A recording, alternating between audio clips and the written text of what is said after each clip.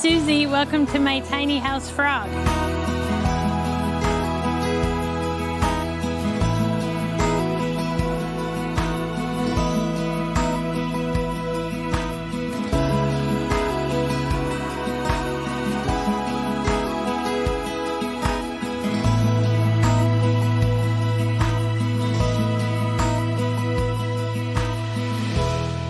So welcome to my house. I built her myself under budget and in 38 days.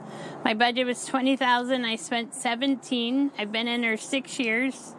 She's home sweet home. So I have a couch that pulls out wider to make either an ottoman or a longer or wider couch to sleep on. I have 6 feet of storage under my couch. This is my table. It pulls out and I have a TV in there and my craft stuff. And then my upside down stairs, because who knew when you're building that stairs have an upside down and a right side up.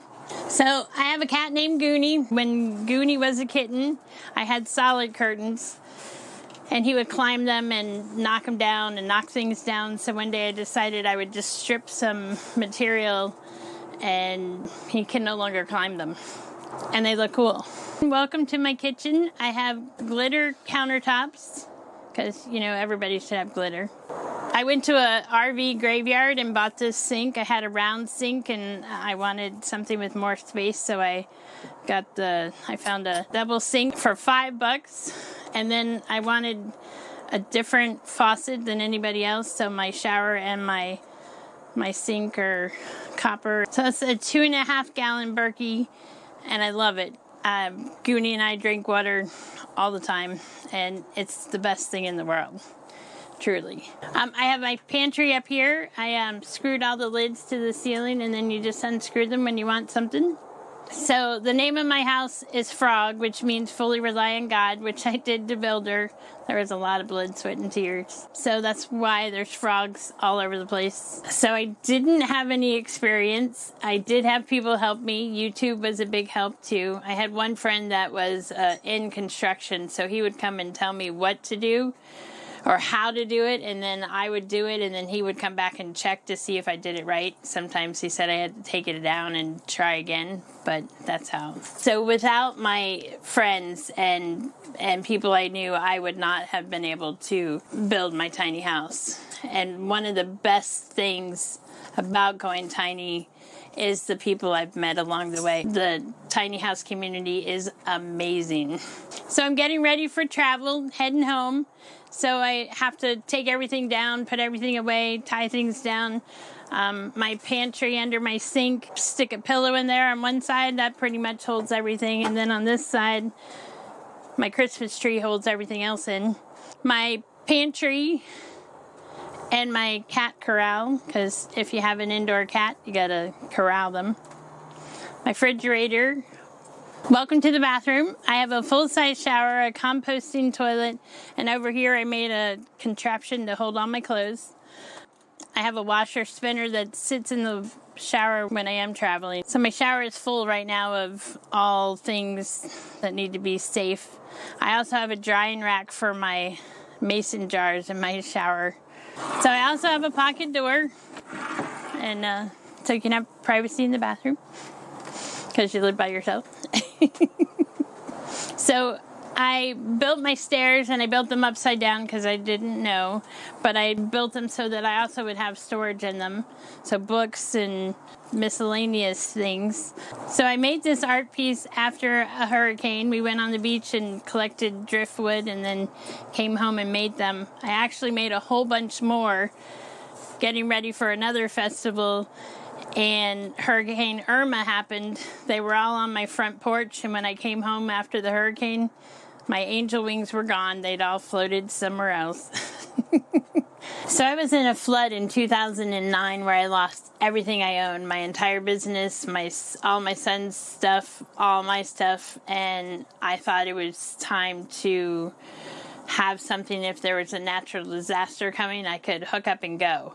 So I was going to do an Airstream when a friend told me about tiny houses, and I was hooked, and I researched and ended up building my own tiny house. And then I paint flower scenes and My self-portrait. So come on up to the loft. So I have a queen size bed up here, and I recently bought a new mattress. My last mattress was 4 inches tall, and this one's 10, so I can no longer sit up in the middle of my bed, but I come up here to sleep, so it's okay. So I have an alcove over in the corner of my loft with tongue and groove floorboard, and I have a window up there.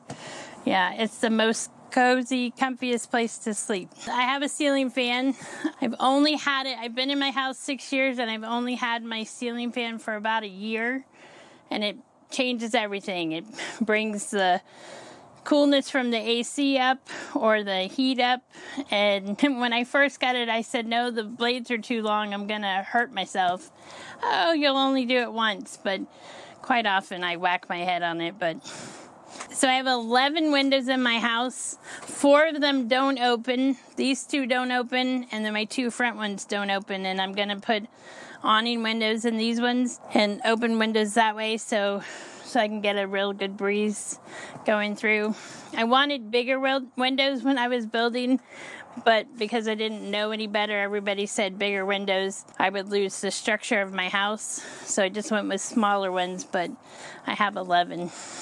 This is my storage loft. It's 4 feet worth of storage. Normally I have way more things in there, but we're traveling, so there's less. Yeah, it's truly my passion. I was a professional clown for 30 years, and I thought I would do that till the day I died. And I was training for my first triathlon, and I wrecked on my bike and shattered my elbow, so I can no longer twist balloons or face paint. So tiny houses are it. I used to pull my house with an F-250, and now I pull it with a diesel Nissan Titan XD. I forget that it's back there when I'm towing it with that. It's smooth sailing. So I'm a park manager at a tiny house community in Leesburg, Florida, Cross Creek Village.